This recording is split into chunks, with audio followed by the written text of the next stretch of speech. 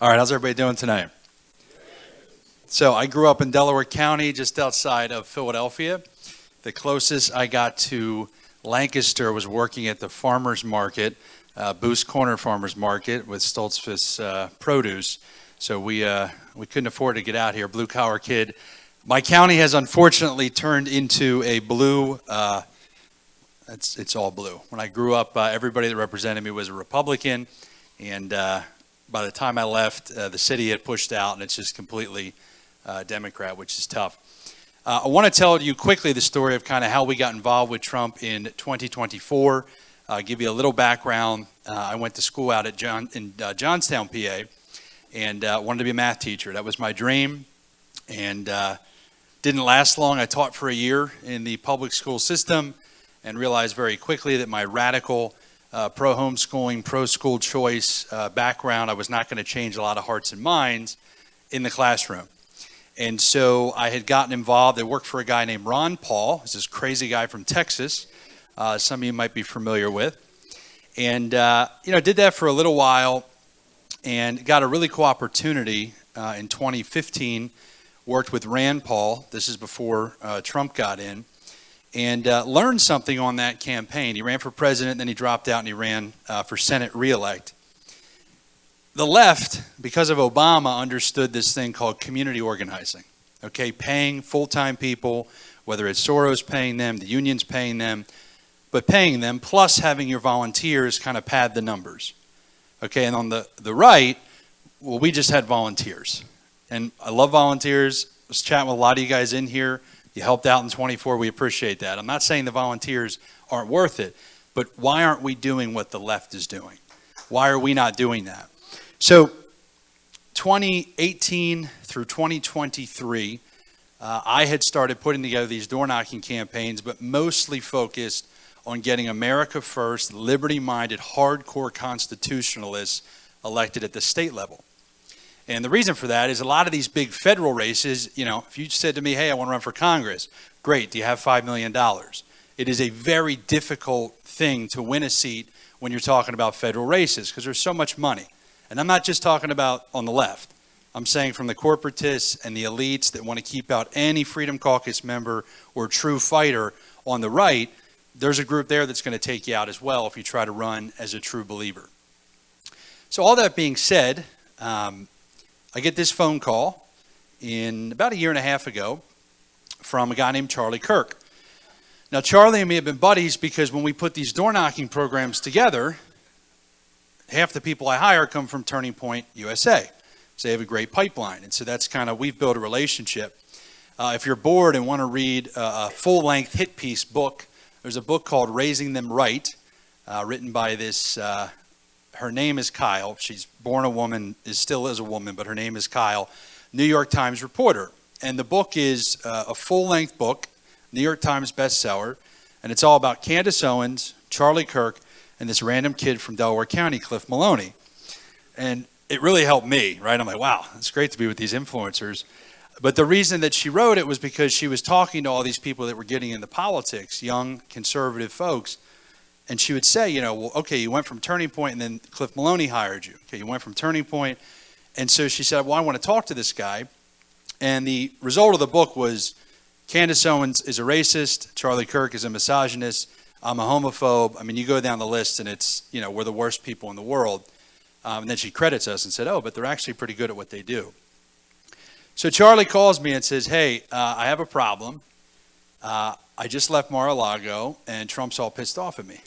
I said, well, that sounds like a pretty big problem. What'd you do? And he said, well, Turning Point had announced that they were going to target in 2024 Wisconsin and Arizona as their two big states out of all the swing states where they actually changed the rules. As you know, here in PA, we went from 1 day of voting to up to 50 days of mail-in voting. And so out of the swing states that have those rule changes, and I say out of the swing states, okay, California has mail voting too, but we're not targeting there.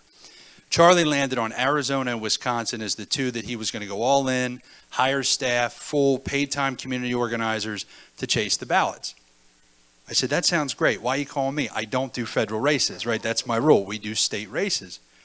And he says, well, I need you to run the Chase program in Pennsylvania. He's like, Scott Pressler's got his group out there registering. We don't register, which they're doing great work, but that's not our bag. He says, you guys knock doors like crazy. You're from Pennsylvania. You have a state chapter of Citizens Alliance, which is our organization. Why don't you guys just take this on? So took a lot of convincing. I said, Charlie, I need your endorsement in writing. I need Trump's endorsement in writing. And I need you to help me raise the $3 million we're going to need to hire 120 people for 2.5 months and put them up in 10 Airbnbs across PA. He said, yes, I'll endorse it in writing. Yes, I've got Trump to endorse you in writing. And good luck, I got to raise my own money. Thanks so much, Charlie. So the fundraising is interesting. I tell people that's when a lot of folks come and they're like, I want to get involved, I want to build these programs. That's the part that's difficult to explain to people. I mean, it's a lot of time on the road. My wife's active duty in the Air Force, so we're kind of all over. So I don't really mind doing the traveling because I'm not locked down somewhere. But it's just sitting down with folks and asking them, $5, $10, $100,000 to sponsor a lot of these ballot chasers. So we launched this program. And we said we're going to knock 500,000 doors. And our objective was to take Trump's 20% of the share of the mail-in versus Biden and get it to 33% against Harris. Now, every political consultant in the world that I know, good guys and bad guys, all called me. And they said, do not put that 33% number out there. They said, that's a death trap in politics. You'll be held accountable.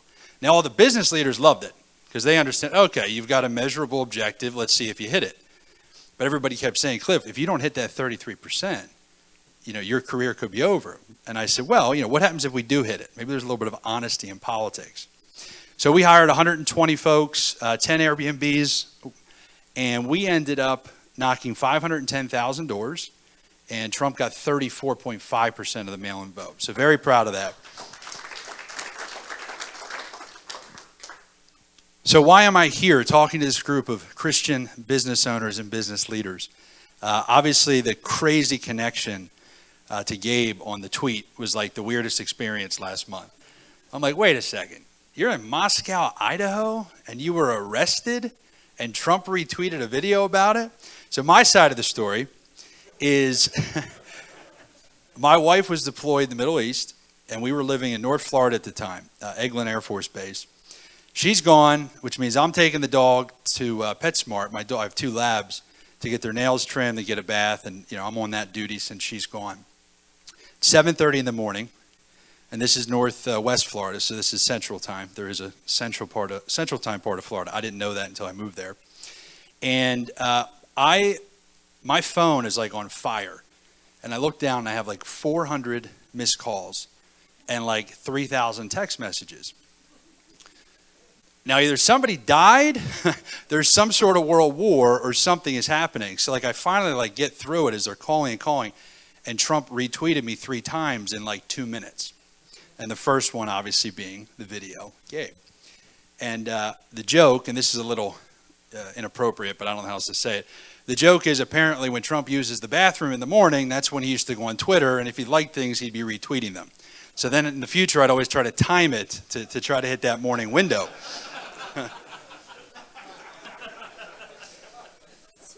But obviously, the past 4 years have been very, very fascinating. I've had people come after me. I joke about my faith. Shouldn't say I joke, but, my faith was really restored back in 2022. I mean, I've had 6 different election commissions come after us for some of the work that we've done.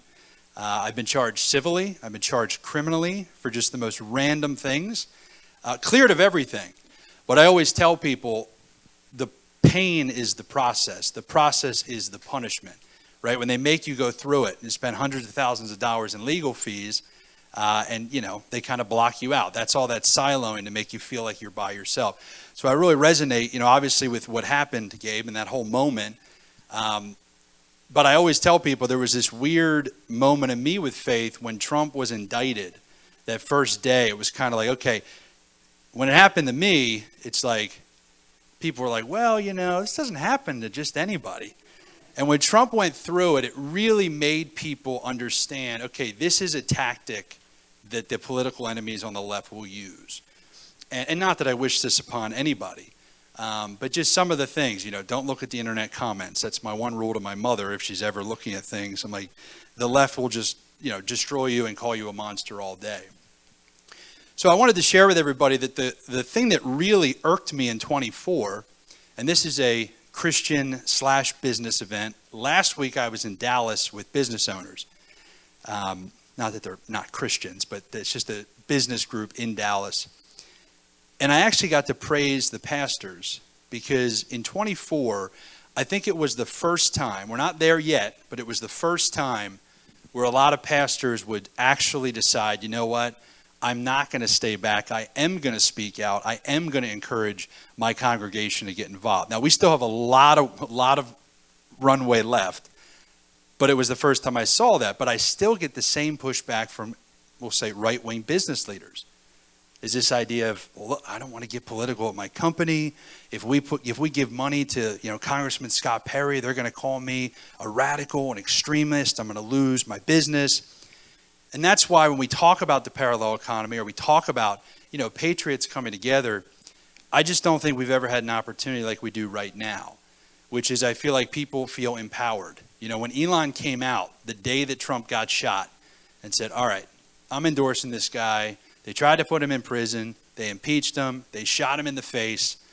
This is probably the moment to step up.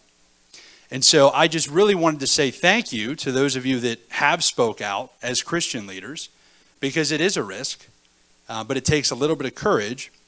And I'm still pushing on the Christian community, but for 2025 and 2026, I'm really excited to see if more business leaders will step up, if they'll have the courage. Because I just don't think we're ever going to have, an opportunity like this where so many people are kind of coming together and not feeling like they've got a chance to get canceled. What are we doing in 2025? So our organization, we had two choices. I don't know if you guys followed this special election in Lancaster. Anybody here see that race? So we didn't chase any ballots there, and I don't say that as I'm not to blame. That was a mistake. We should have chased ballots there. We listened to some in the consulting class that said, hey, Trump won the district by 15 points. It's an R plus 23 in registration. Josh is going to be fine. And I like Josh a lot. Anybody that says candidate quality, I will argue it. I think he's a very good candidate, a very good man. But we didn't come into the district. Obviously, the Democrats, people kept saying, well, what are they doing? So they had 105 full-time people here. And for those that don't believe me, I'll show you the screenshots from Indivisible, the left-wing group. Shapiro somehow orchestrated bringing them in. And so you can say that the left doesn't have a message right now nationally. You can say the left doesn't have a leader right now. But politics is their religion. They treat it like a business. So he's had this group out since January. They're not going home. And so I'm reaching out to everybody like, hey, what are we doing? And everyone's like, oh, well, the election's not till 2026. It's like, folks, we have thousands of elections in 2025. And if we give up a year of participating, that's a year of those gains flushed down the toilet. So we've committed, we did this a couple months ago, we are going to try to do this PHA's program every year. For 2025, we're going to hire another 120 people. We're going to come out for the last 2.5 months. We're going to knock 500,000 doors. And we're going to target a lot of the school board races.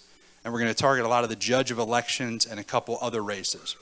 So my ask to everybody here is if you think I would never run for office or that's not for me, is we should chat. Because the judge of elections, if you get 10 write-ins in your precinct, you can be on the ballot and the general is the only person on the ballot. Roughly 40% of the seats, nobody runs for him. And I'm not here to talk election integrity, but I do believe it's one of the most important roles because that person decides which of the choices that are made on election day about a vote counting or not counting. So I would encourage you on that. I'm going to be here tonight, obviously, to talk about it. But we're doubling down on PA. We really believe in this idea of permanent infrastructure. And look, Josh Shapiro is going to be tough in 26. And in 28, we got the most sane Democrat, who's also a nut job, but John Fetterman's up. If you would have told me he would have been like, kind of pulling himself together, I wouldn't have taken that bet. But he seems to, get it a lot more than his compadres. And obviously 28, I'm pulling for Vance. But this is going to be the state. And in 28, we'll have a chance. If we can really start, as Dr. Steve said, if we can really start to push it, I think that we can get there. I want to end on this line. When I meet with business owners a lot, I like to ask them, they say, well, what do you think the definition of politics is? Because a lot of them will say, oh, it's money, it's power, it's writing the laws that we live under. And this is how we open our candidate trainings. Everybody throws out these things, a legacy and this, and then we just put politics on the board, which is many, ticks, blood-sucking creatures, right? And people think I'm kidding, but it's like when you're jumping into it, right, I also have to give you a warning, which is, when you do push yourself to get involved, there's going to be pushback because we define politics as the adjudication of power. And so there is no sideline. There is no safe harbor in politics. And that's what's kind of been a problem in the business community and the Christian community for years. We've had 50 years in this country being taught, don't talk about politics and religion. All of you are here tonight, hopefully, because you're starting to realize, or you already have realized, that's been the problem. We need to talk about both those things. Thank you all.